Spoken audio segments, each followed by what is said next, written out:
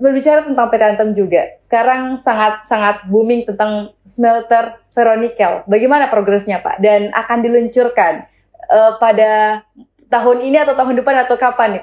Iya, terima kasih. Jadi memang untuk pabrik ferronikel ini adalah pabrik yang sebenarnya kita tunggu-tunggu juga kapan akan dikomisioningkan. Sejauh ini memang komitmen perusahaan untuk di tahun ini harapannya sudah komisioning. Untuk produksi sendiri kan kurang lebih sekitar 13.500 ton per tahun. Nah, saat ini Antam juga sudah melakukan jual beli tenaga listrik dengan pihak PLN.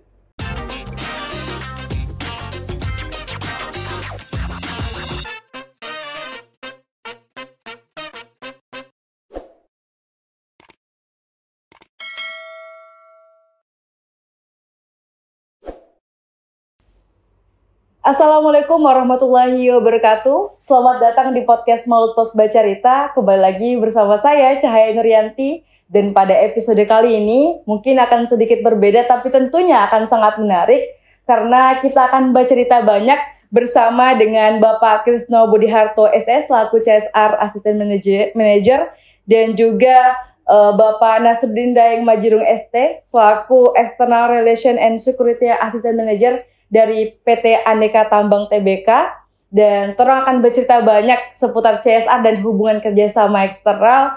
Dan selamat siang Bapak-Bapak. Selamat siang. Bagaimana kabarnya hari ini? Alhamdulillah baik. Alhamdulillah baik ya, luar biasa. Tetap semangat bekerja di hari Senin yang padat ini ya. Oke, baik. Ini pembicaraan kita akan sangat menarik karena akan membahas banyak hal tentang CSR dan hubungan kerjasama eksternal. Tapi yang pertama saya mau izin ke Bapak terlebih dahulu, Bapak Krisno, terkait dengan program CSR nih Pak di PT Antam. Tapi rasa-rasanya para pendengar podcast ini juga penasaran, apa sih program dari CSR itu dan program apa saja yang akhirnya diluncurkan kepada masyarakat? Baik. Terima kasih untuk waktu yang diberikan kepada kami. Assalamualaikum warahmatullahi wabarakatuh. Selamat siang dan salam sejahtera untuk kita sekalian. Salam Antam, best! Itu salam kebanggaan kami. Oke. Iya, supaya kita tetap semangat. Semangat ya Pak ya? Iya. Baik, terkait dengan program CSR yang sudah kami laksanakan di unit bisnis pertambangan nikel Maluku Utara, itu banyak di berbagai sektor, antara lain sektor pendidikan, kemudian kesehatan, kemudian juga pemberdayaan kelembagaan, sosial budaya, infrastruktur, kemudian peningkatan pendapatan ekonomi real. Ya, mungkin salah satu yang bisa kami gambarkan bahwa di dalam program CSR itu kami memiliki namanya sebuah program unggulan yang memang program itu bisa berkelanjutan, tidak hanya berjalan pada 1 atau 2 tahun, tetapi itu bisa terus-menerus gitu. Oke, baik. Di tengah banyaknya program yang akan diluncurkan oleh PT Antam, apakah ada 1 atau 2 program unggulan yang menjadi prioritas nih Pak untuk CSR itu sendiri? Untuk program unggulan yang kami sudah jalankan kurang lebih dalam waktu 5 tahun, yang pertama adalah terkait dengan peningkatan ekonomi masyarakat. Yang pertama kami coba menghadirkan program peningkatan pendapatan ekonomi masyarakat melalui program perkebunan kopi. Tanaman kopi ini kan kenapa terinisiasi tanaman kopi? Karena kami melihat bahwa masyarakat lokal sebagian besar itu adalah para petani kebun. Sehingga melalui program ini kami menghadirkan sebuah produk yang sudah dikemas, yaitu kopi Halmahera.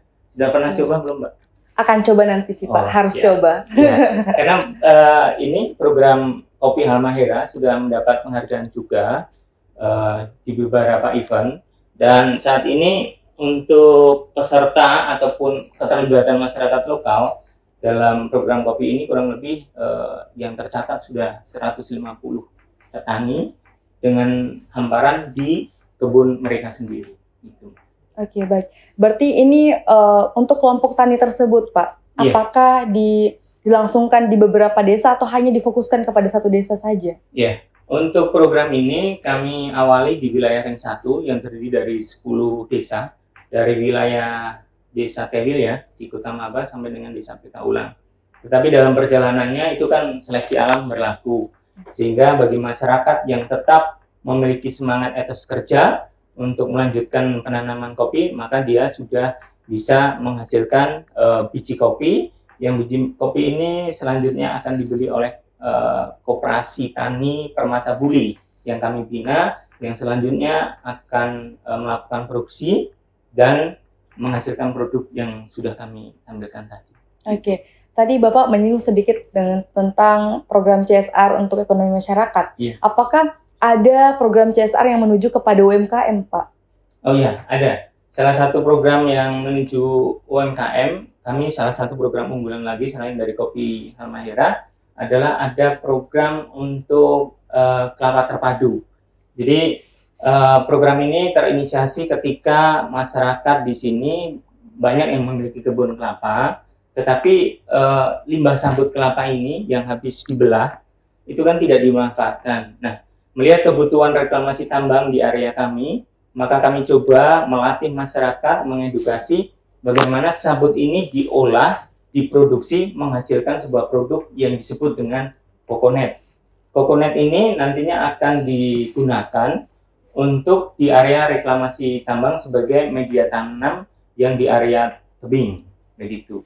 Sehingga harapannya dengan media kokonet ini pertumbuhan tanaman lebih cepat, begitu. Nah, untuk produksi kokonet ini sudah ada satu lembaga yang memang mengelola rumah produksi ini dan melibatkan kurang lebih sekitar 20-25 pekerja masyarakat lokal.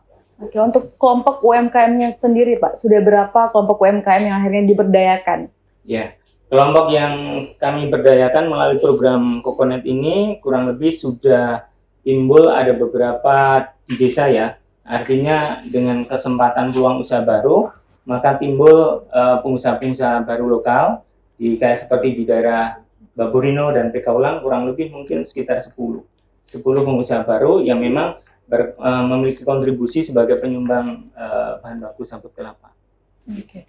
Untuk kelompok UMKM sendiri, Pak, selain pembinaan-pembinaan tadi, apakah ada lebih kepada pemberian modal seperti itu kepada UMKM tersebut? Ya, selama ini kami ada program dari Kementerian BUMN yang disebut program kemitraan, dan tahun ini sudah dirubah sesuai dengan Kemen dari BUMN, itu namanya PUMK, di mana program ini bertujuan untuk memberikan stimulus atau modal bagi para pelaku UMKM yang memang tidak bisa mengajukan pinjaman di bank. Dengan kemudahan ini harapannya para pelaku UMKM bisa meningkatkan omset penjualan, bisa juga artinya bersaing dengan para pelaku UMKM lainnya. Oke, baik. Tadi juga sempat Bapak sampaikan terkait dengan program CSR di bidang pendidikan, Pak. Ya. Seperti apa bentuknya?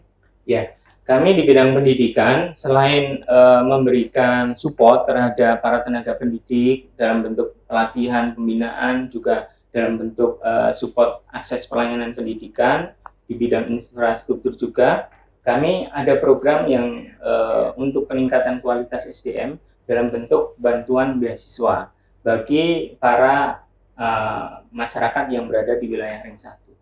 Oke, untuk program beasiswa tersebut, Pak, apakah ditujukan kepada siswa SMA atau mahasiswa? Ya, untuk yang kita lakukan selama ini kurang lebih mulai dari 2011 sampai dengan sekarang, program beasiswa ini ditujukan bagi mahasiswa dari D3 sampai dengan S1. Nah, baik Pak, berbicara tentang program CSR yang di bidang pendidikan tadi. Sebelum masuk ke situ, sebenarnya apa sih definisi dari CSR itu, Pak? Supaya bisa diberikan edukasi juga kepada seluruh penonton dari podcast ini. Iya, CSR itu sendiri kan kepanjangan dari Corporate Social Responsibility, atau bahasa yang kita kenal itu tanggung jawab sosial perusahaan. Jadi CSR ini diharapkan sebetulnya kehadiran sebuah perusahaan itu memberikan dampak yang positif bagi masyarakat sekitar.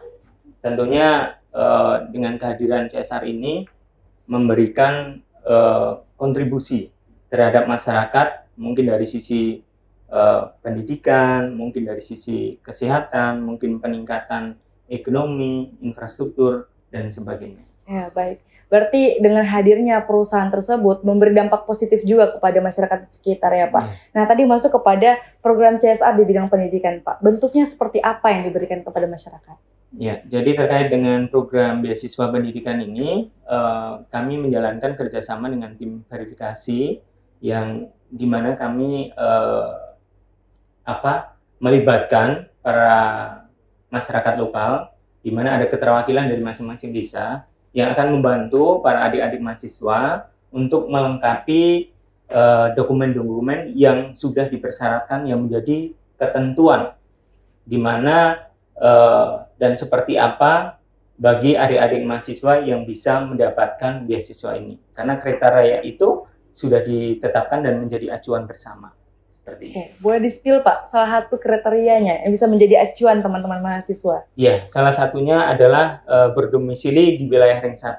Itu dibuktikan dengan identitas KTP dan kartu keluarga. Untuk persyaratan standar IPK sendiri Pak? Ya, untuk IPK sendiri saat ini masih diberlakukan dengan IPK di antara 2,25 dengan 2,5. Harapannya di pertengahan ajaran tahun baru ini kami akan coba meningkatkan standar IP. Tentunya harapannya adalah adik-adik lebih meningkatkan kompetensi, semangat di dalam belajar. Tentunya kontribusi beasiswa ini harapannya adik-adik mahasiswa ini kedepannya bisa berkompetisi secara sehat. Gitu. Untuk program beasiswa ini sendiri Pak, untuk dalam setiap tahunnya, kapan buka dari program ini? Supaya ini juga menjadi informasi bagi teman-teman untuk bisa mempersiapkan dirinya, Pak. Baik. Jadi program beasiswa ini untuk syaratnya adalah salah satu adik-adik itu harus melampirkan kartu tanda mahasiswa dan juga kartu hasil studi. Di mana kartu hasil studi itu kan melampirkan indeks prestasi semester. Nah, untuk periode semester ganjil itu akan kami terima berkasnya di bulan Januari sampai dengan bulan Juni. Itu. Kemudian untuk periode semester genap itu akan kami terima berkasnya dari periode bulan Juli sampai dengan Desember. Untuk saat ini apakah pendaftarannya sedang terbuka, Pak? Masih terbuka untuk semester ganjil. Kan ini masih bulan Juni ya. Ya, betul, jadi mendekati detik-detik terakhir. Untuk adik-adik yang belum mengumpulkan, berarti kalau sudah masuk bulan Juli, dengan maaf kami tidak bisa memproses yang semester ganjil gitu. Oke, itu juga semoga bisa menjadi informasi ya untuk teman-teman mahasiswa semuanya. Oke, baik, terima kasih Pak. Selanjutnya kami bergeser kepada external relation, Pak Nasruddin. Seperti apa kolaborasi yang dibangun antara perusahaan PT Antam dengan pemerintah dan juga stakeholder lainnya dalam menjalankan dan mensukseskan program dari CSR ini, Pak? Baik, terima kasih. Sebelumnya, Assalamualaikum warahmatullahi wabarakatuh. Saya terima kasih juga kepada teman-teman Malutpos yang sudah berkunjung di Halmahera Timur, lebih khusus ke PT Antam. Terkait dengan pertanyaan disampaikan tadi bahwa seperti apa kolaborasi, ya tentu kita selalu membangun komunikasi dengan stakeholder terkait. Tentu juga dengan mengakomodir segala kepentingan-kepentingan mereka yang bisa kita akomodir. Jadi segala hal yang menyangkut dengan CSR dan seterusnya, juga kita di internal perusahaan saling berkoordinasi. Jadi manakala misalnya CSR minta kita sebagai jembatan untuk menghubungkan komunikasi dengan stakeholder di luar, ya kita lakukan. Begitu juga dengan sebaliknya. Jika pemerintah daerah khususnya misalnya meminta kita untuk menghubungkan kepentingan-kepentingan atau informasi yang perlu kita sampaikan ke teman-teman di CSR, hal itu juga kita sampaikan. Jadi sekaligus saya jelaskan bahwa keberadaan kita external relation itu kita sebagai penghubung. Jadi menghubungkan kepentingan perusahaan dengan pemerintah, juga sebaliknya. Mungkin demikian. Oke, tadi dikatakan sebagai penghubung. Dalam artian sebagai perpanjangan tangan, betul ya Pak? Betul. Apakah ada strategi tertentu atau inisiasi tertentu yang dibuat untuk mensukseskan program CSR ini dan berkontribusi ketiga pihak ini bisa saling bekerja sama dan erat begitu? Sejauh ini kalau dibilang strategi khusus sih tidak ada. Yang penting kan sepanjang kita terus berkomunikasi dan berkoordinasi dengan stakeholder terkait, ruang komunikasi itu tetap dibuka. Oke, baik. Nah, kemudian beralih kembali kepada Pak bagaimana kemudian PT Antam dapat mengidentifikasi kebutuhan-kebutuhan yang harus dipenuhi di setiap desa-desa di Lingkar Tambang ini, Pak? Baik, kami ada sebuah dokumen namanya Rencana Induk Pengembangan dan Pemberdayaan Masyarakat yang sudah kami susun. Tetapi dalam aplikasinya kami coba menggali kebutuhan-kebutuhan ataupun program-program masukan dari stakeholder itu dalam forum musrembang. Jadi ada namanya forum musrembang CSR tingkat kecamatan, di mana di situ menghadirkan semua stakeholder, apa-apa yang menjadi kebutuhan, tujuan, program dari setiap stakeholder itu dimasukkan di dalam forum musrembang itu. Kemudian kami akan bersama-sama dengan stakeholder menetapkan apa yang menjadi prioritas program di dalam tahun ini, misalkan begitu. Seperti itu. Oke, baik. Kemudian ini mungkin bergeser kembali kepada external relation nih, Pak. Tadi setelah banyaknya upaya untuk pemenuhan kebutuhan di desa-desa di Lingkar Tambang, bagaimana akhirnya PT Antam mampu untuk mengukur manfaat atau dampak positif yang diberikan dari program CSR ini? Kalau untuk bagaimana untuk mengukur kontribusi CSR terhadap masyarakat Lingkar Tambang, itu dari tim CSR sendiri sebenarnya. Jadi mereka mengirimkan tim atau perwakilan yang langsung mengecek nanti usaha yang kemudian mereka lakukan itu apa, sejauh ini perkembangannya seperti apa. Jadi teman-teman CSR yang langsung turun ke lapangan. Oke, berarti ada tim khusus ya Pak, digerakkan untuk mengukur manfaat dari program CSR yang dijalankan. Betul. Nah, oke baik. Berbicara tentang hubungan kerjasama tadi dengan pemerintah dan stakeholder lainnya. Sekarang sedang dilaksanakan penyelenggaraan seleksi tilawat Al-Quran dan Hadis STQH tingkat Provinsi Maluku Utara, di mana Kabupaten Halmahera Timur ini terpilih sebagai tuan rumah. Nah, PT Antam sendiri dalam program CSR-nya, kontribusi apa yang kemudian diberikan untuk mensukseskan program STQH ini, Pak? Oh iya, jadi memang Antam itu berkomitmen untuk bekerja sama dengan pemerintah untuk meningkatkan infrastruktur khususnya di Kabupaten Halmahera Timur. Termasuk untuk kegiatan STQ kemarin, Antam itu memberikan kontribusi lebih kepada fasilitas yang saat ini ada di seputaran Masjid Agung Iqra. Masjid Agung Iqra. Betul, jadi infrastrukturnya dari Antam itu membantu untuk pembangunannya. Begitu. Oke, baik. Semoga juga sementara telah berlangsung dan malam ini adalah puncak dari penyelenggaraan STQH, semoga tadi bentuk dari bantuan CSR itu bisa turut mensukseskan dan keberhasilan STQH ini juga termasuk dari bantuan dan kontribusi dari PT Antam ya Pak. Ya? Amin, amin. Oke, baik. Berbicara tentang PT Antam juga, sekarang sangat booming tentang smelter ferronikel. Bagaimana progresnya Pak? Dan akan diluncurkan pada tahun ini atau tahun depan atau kapan nih Pak? Supaya juga sebagai informasi untuk teman-teman pendengar podcast ini. Iya, terima kasih. Jadi memang untuk pabrik ferronikel ini adalah pabrik yang sebenarnya kita tunggu-tunggu juga kapan akan dikomisioningkan. Sejauh ini memang komitmen perusahaan untuk di tahun ini harapannya sudah komisioning. Untuk produksi sendiri kan kurang lebih sekitar 13.500 ton per tahun. Nah saat ini Antam juga sudah melakukan jual beli tenaga listrik dengan pihak PLN. Jadi mohon doa dari semua kalangan, semua pihak, khususnya yang ada di Halmahera Timur agar supaya proses komisioning ini dapat berjalan dengan baik, supaya tahun depan juga produksinya berjalan dengan lancar. Berarti apakah berpotensi akhir tahun ini Pak? Semoga bisa. Ya, oke. Baik. Nah, tidak terasa teman-teman semuanya, kita hampir saja di penghujung waktu. Terakhir ini kita akan berbicara terkait dengan harapan dan semua upaya yang diberikan PT Antam kepada pihak luar. Namun yang pertama saya ke Pak Krisna dulu. Apa sih Pak harapan yang diinginkan kepada masyarakat dari banyaknya program CSR tadi yang telah diberikan? Ya, terima kasih.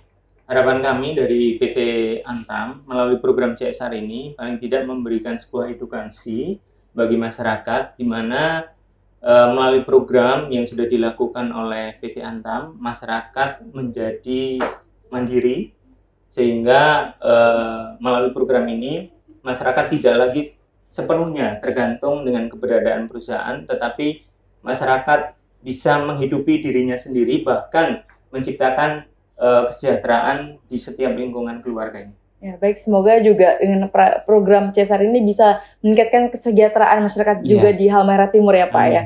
Oke, baik, terima kasih. Selanjutnya ke Pak Nasruddin, bagaimana nih Pak harapannya terhadap pemerintah dan juga stakeholder lainnya dalam berkolaborasi dan menjalin hubungan kerjasama ke depannya? Ya, seperti yang saya sampaikan awal bahwa eksternal itu kan adalah sebagai jembatan atau penghubung ya antara stakeholder dengan pihak perusahaan. Jadi memang kami berharap agar supaya ruang koordinasi dan komunikasi itu selalu terbuka agar supaya hubungan harmonisasi dalam hubungan keseharian antara pihak perusahaan dengan pihak pemerintah maupun stakeholder lainnya bisa terjalin dengan baik. Oke, berarti itu perpanjangan tangannya semoga bisa tersalurkan seperti itu ya Pak ya. Betul. Oke, baik. Kita sudah di penghujung waktu, sekali lagi saya ucapkan terima kasih banyak karena sudah berkenan hadir di podcast Maut Pos Bacarita ini, dan semoga dari banyaknya tadi yang sudah diberikan edukasi kepada masyarakat, semoga itu harapan-harapan tadi bisa terwujudkan ya Pak ya. Sekali lagi terima kasih dan semangat bekerja di hari Senin yang pajat ini. Oke, baik, itu dia para pendengar podcast Maut Pos Bacarita. Sekian dari podcast hari ini. Dan jangan lupa untuk terus saksikan episode selanjutnya yang terus menarik di Maut Pos Channel. Saya Cahaya Nuryanti, pamit undur diri. Wassalamualaikum warahmatullahi wabarakatuh. Salam Antam. Best.